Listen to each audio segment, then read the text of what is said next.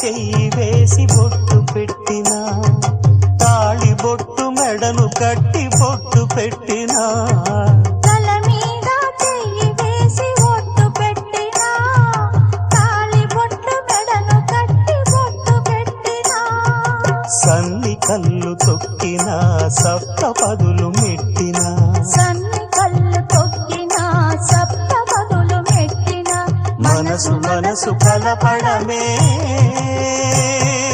మంత్రం పరమార్థం. శ్రీరస్తు శుభమస్తు, శ్రీరస్తు శుభమస్తు, శ్రీకారం